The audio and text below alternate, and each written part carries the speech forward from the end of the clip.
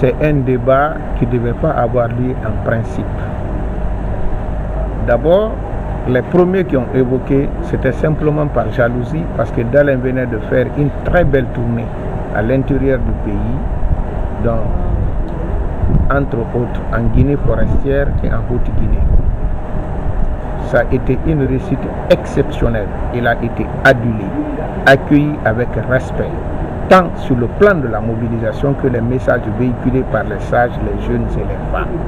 Cela a dérangé certains qui pensaient être propriétaires de ces zones. Et ensuite, ce débat nous a permis de voir le niveau de la classe politique guinéenne, surtout du parti au pouvoir. Vous remarquerez que un certain Banta Masso est parti dire que c'est honteux de prendre les 500 millions, que c'est un vol, que c'est profiter du système. Alors, à ce que je sache, l'idée d'institutionnaliser ce poste de chef de file de l'opposition est un projet de loi, une initiative du président de la République qui a été adoptée à l'unanimité par l'ensemble des députés présents, dominé par le RPG Arc-en-Ciel. La résolution qui a évoqué le budget du chef de file de l'opposition a été adoptée par le bureau de l'Assemblée nationale et signée par son président qui est du RPG Arc-en-Ciel. Donc si M. Banta Masso pense que cet argent est un vol, c'est illégal, je crois que la première personne à demander, c'est le professeur Alpha Condé qui a initié le décret, le projet de loi. Et la deuxième personne, ce n'est pas une personne physique morale, mais une personne morale, c'est bien la formation politique RPG Arc-en-Ciel qui domine l'Assemblée nationale. Mais je crois que notre problème, c'est une question de niveau. Quand quelqu'un qui a été ancien ministre qui a été ministre pendant 5 ans et qui est membre d'un parti politique qui est au pouvoir ne sait pas faire la différence entre ce qu'on appelle la démocratie et la dictature, ça pose des sérieux problèmes. Parce qu'on a entendu Banta Masso dire ici que tous ceux qui s'attaquent à Alpha, leur place c'est la prison. On l'a entendu dire ici que pour que l'AB se développe, il faudrait que les Labeka sortent pour accueillir Alpha Condé. Donc moi la question que je me pose, c'est de savoir pour lui c'est quoi la démocratie. Parce qu'il dit Alpha Condé a fait la prison, Dalein est devenu un opposant de luxe. Donc pour lui, l'opposant ne doit pas vivre dans le luxe, il doit vivre en prison. C'est un monsieur. Et si cela était dit ailleurs, je pouvais comprendre.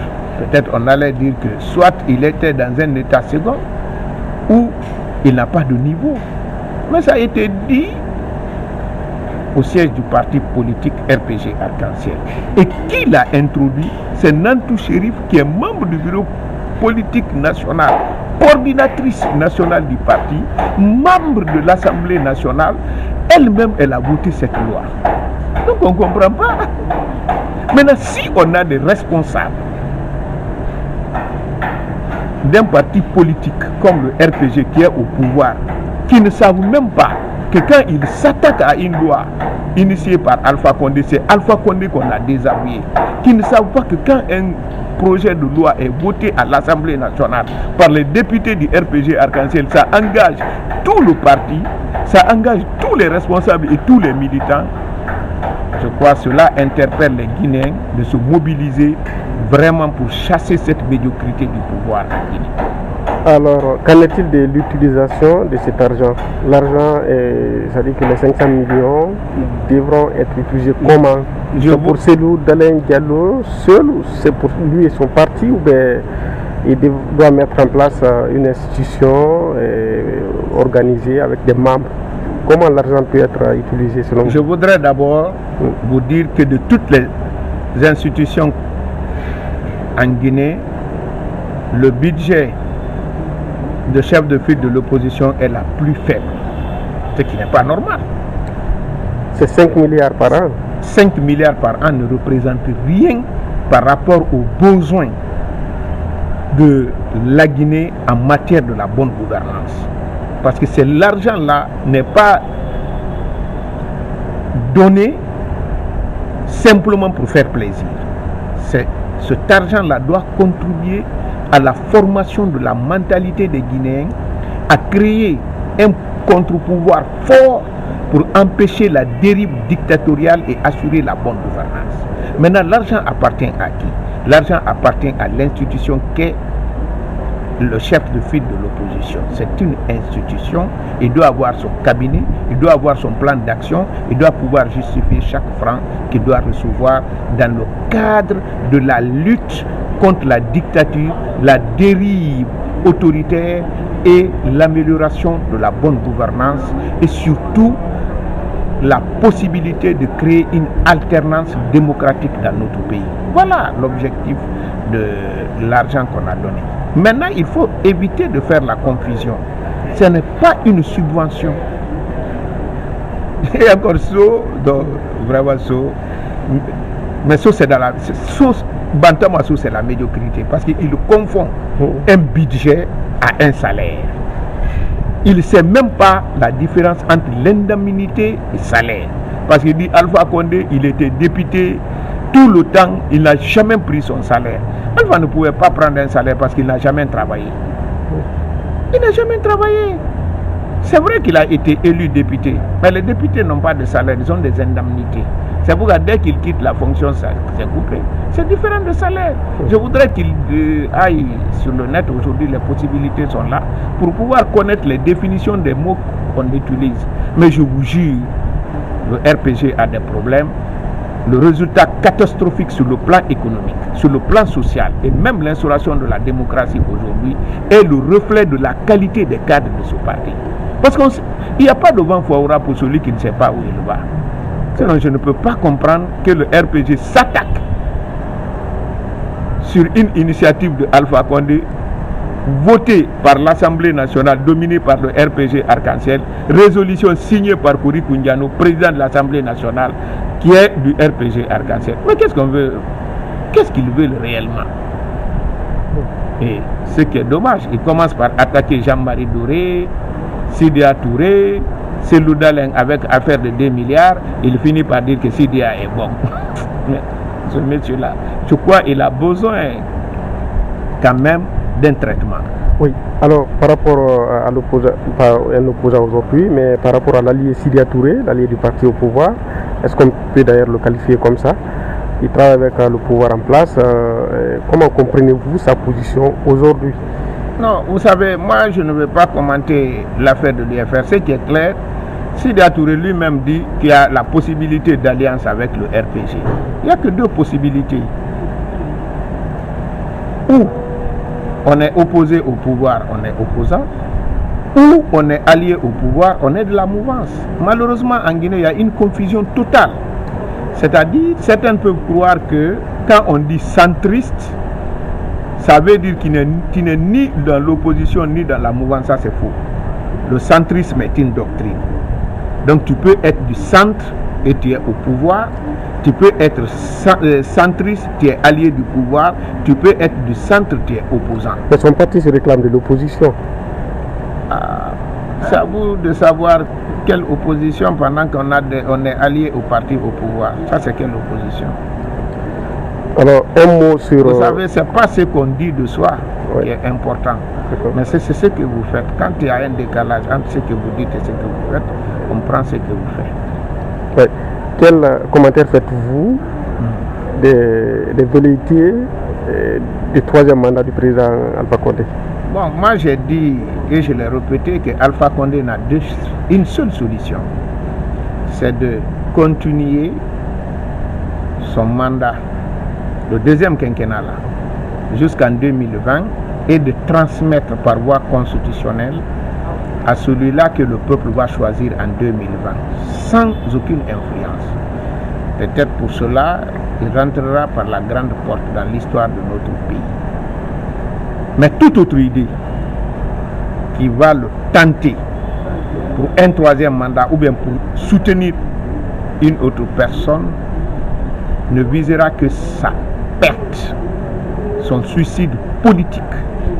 Et malheureusement, si c'est lui qui tente, le jour où il dira qu'il tente un troisième mandat, à partir de ce jour-là, nous les Guinéens, et je crois ce que je dis, la majorité des Guinéens, plus de 80%, disent la même chose. Les 80% des Guinéens disent la même chose. Le jour où il dira qu'il veut un troisième mandat, cela veut dire que cette constitution n'est rien. Et puisqu'il tire la légalité et la légitimité de son pouvoir de cette constitution, nous estimerons à partir de ce jour-là qu'il n'est plus président de la République, il n'y a plus un président. Donc le peuple va prendre ses responsabilités pour faire en sorte qu'il y ait une transition responsable et qui mettra les institutions qu'il faut pour conduire les destinées de nos pays. Oui, dernière question. Quel commentaire faites-vous des derniers événements à Bouké notamment? Bon, vous savez, le professeur Alpha Condé, je vous ai dit, n'a pas été capable de porter l'habit d'homme d'État. Il s'est comporté toujours comme un homme politique, c'est-à-dire tout c'est par rapport à lui. Il est venu à Bouké. Il y avait 3 sociétés qui avaient des projets bien ficelés pour la construction d'une fonderie d'aluminium. Dès qu'il est arrivé, il a calculé qu'il devait faire 2 mandats, c'est 10 ans. Donc tout ce qu'il a calculé, c'est de transporter suffisamment de bauxite d'ici 2020. Donc les projets de fonderie d'aluminium là ont été laissés à côté. Les avantages liés à l'exploitation minière pour les riverains, pourtant bien prévus par le code minier, ont été abandonnés. Ses amis, parce que ceux qu'ils exploitent là-bas sont liés à la présidence de la République. Pour preuve, une délégation de la présidence de la République est partie quand les gens de Bouké ont demandé une certaine transparence dans la gestion de cette mine. Ils ont dit que ceux qui ont besoin de parler avec ces sociétés, d'aller de venir à la présidence de la République, ce qui est extraordinaire. On n'a jamais entendu ça ailleurs, sauf avec Alpha Condé. Donc les gens de Bouké ont réagi. Aujourd'hui, je crois, il a compris qu'il ne peut pas tout faire avec ceux de Bouké. Il a promis d'envoyer 70 camions pour les jeunes de Bouké. Les jeunes de Bouké ont dit qu'eux, ils ne demandent pas de l'aumône. Ils veulent seulement qu'on respecte leurs droits, qu'on respecte les conditions prévues par le code minier. Donc nous sommes à ce niveau. Il y a un comité de suivi qui travaille. Malheureusement, comme souvent c'est le cas en Guinée, dès qu'il y a un problème, on veut casser le thermomètre pour faire baisser la température. Au lieu de se reprocher, parce que nous l'avons dit, dénoncé à plusieurs reprises, et commence à dire que c'est nous qui avons donné de l'argent pour manipuler les jeunes. Alors, un dernier mot pour finir. Bon, je voudrais vraiment saluer et féliciter votre site. Vous êtes en train de faire du bon travail et à travers vous, l'ensemble de la presse guinéenne. Mais je voudrais qu'ils permettent d'élever le niveau de débat. Il y a certains discours, quand vous les entendez vous-même, vous devez poser certaines questions à ces politiciens. À supposer quelqu'un de la mouvance qui s'attaque à ces 5 milliards par an, alors que c'est initié par Alpha Condé, voté par les députés. Vous devez le dire si c'est Dalen qu'il faut attaquer ou bien Alpha. Parce que Alpha, c'est lui qui est le garant du fonctionnement normal et régulier des institutions. Même si ce n'était pas initié par lui. Si les institutions ne fonctionnent pas, c'est lui. En plus forte raison, c'est lui qui a initié. Donc c'est des débats qu'on ne retrouve nulle part sauf en Guinée. Vous devez permettre aux Guinéens d'avoir un débat d'un niveau élevé et non un débat de caniveau. Dès que vous allez vous mettre à un certain niveau, il y a des personnes comme ça, ils ne pourront plus parler. Parce qu'ils ne comprennent pas ce qu'ils disent. Et finalement, quand on n'a pas la bonne information, on entretient une confusion. On ne sait pas ce qu'ils défendent. Ils défendent Alpha, ils défendent Sidia ou ils attaquent Dalen. Mais dans une confusion totale.